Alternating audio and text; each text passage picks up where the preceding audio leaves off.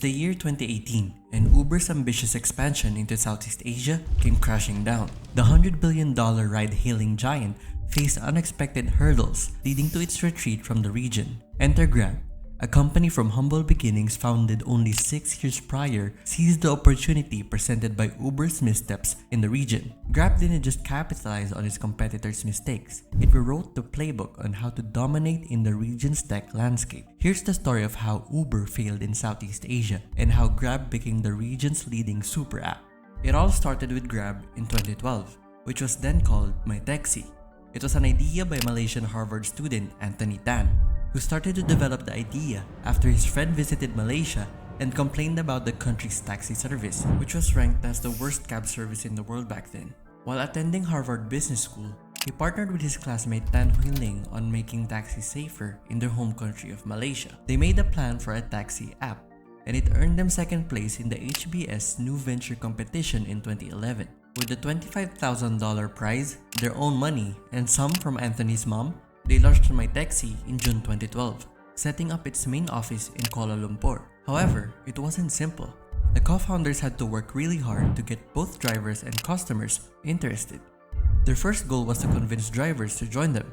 To do this, they went to places where drivers usually hang out, like local spots or airports. There, they talked to each driver one by one about the app. They wanted to get as many drivers on board as possible, and they repeated this with many drivers, signing up lots of them in just a short time. And it also spread quickly through word of mouth. Slowly, Grab started to grow as a reliable on-demand taxi service. But just the next year, in 2013, ride-hailing giant Uber has set its sight on Southeast Asia. It was already one of the biggest companies in the United States, and it was seeking to grow internationally. Uber leveraged its global brand recognition and cutting-edge technology to attract both drivers and passengers in the region. Uber quickly gained traction and started to establish itself as a convenient and reliable transportation option for commuters across the region. Despite facing regulatory challenges and competition from existing local apps like MyTaxi, Uber's huge budget and innovative approach allowed it to quickly expand its operations and capture a significant share of the ride-hailing market in Southeast Asia. By the end of 2013, Uber had firmly planted its roots in the region. However, they did not have an effective long-term strategy, and that would have serious consequences for them later on. As Uber continued operations into Southeast Asia, it found itself navigating in unfamiliar territory. Regulatory problems were present across cities in the region.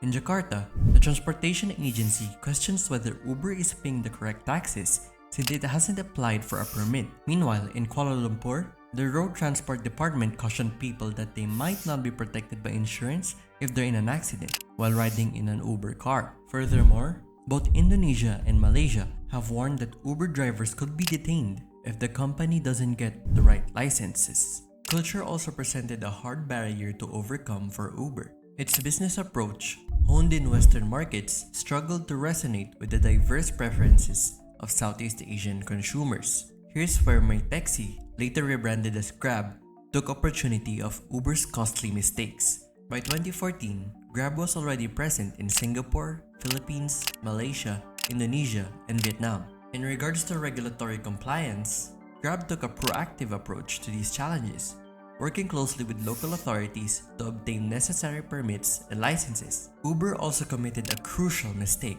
The company initially did not offer cash payments as a standard option for passengers. Uber primarily relied on digital payment methods, such as credit cards for transactions. Around this time, digital payments and card transactions were not as widespread in Southeast Asia as it was in the West, as cash transactions were more common due to factors such as limited access to banking services, and cash payments were the cultural preference. Grab recognized this gap in the market, and they capitalized on it by introducing cash payments as an option for passengers, making its services more accessible to a wider range of customers. Grab, being familiar with the region, also tried to solve one of Southeast Asia's biggest problems: traffic.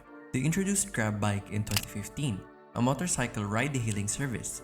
This solution provided commuters with a practical and efficient means of navigating congested streets, especially in cities like Manila and Jakarta. As Grab surged ahead in Southeast Asia, Uber faced the task of competing with its rival. Amidst these challenges, Uber's financial losses continued to mount. the company engaged in costly price wars and incentives to attract both drivers and passengers, while on the other hand, Grab solidified its position as the dominant player in Southeast Asia, and it was only a matter of time when it emerged as victorious. And that day finally came. On March 26, 2018, after only 5 years in Southeast Asia, Uber announced that it's giving up on the fight for the region. Uber CEO Dara Khosrowshahi said in an email to Uber staff that states, "One of the potential dangers of our global strategy is that we take on too many battles across too many fronts and with too many competitors." And as Uber retreated from the region and acknowledged defeat, it sold its Southeast Asian operations to Grab.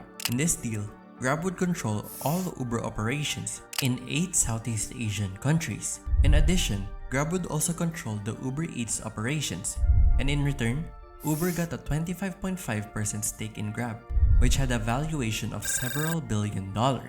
Grab became Southeast Asia's first decacorn, a term used to describe a startup company that has reached a valuation of $10 billion or more. And today, it is still the region's leading super app, now offering services such as ride-hailing, food and grocery delivery, and digital payment. In the end, Uber's downfall in Southeast Asia teaches corporations a big lesson. Understanding the places you operate in is just as important as having a great idea, and Grab, being the homegrown app, took this opportunity to dethrone Uber once and for all. If you want a story similar to this, check out how McDonald's lost to a local fast food chain in the Philippines.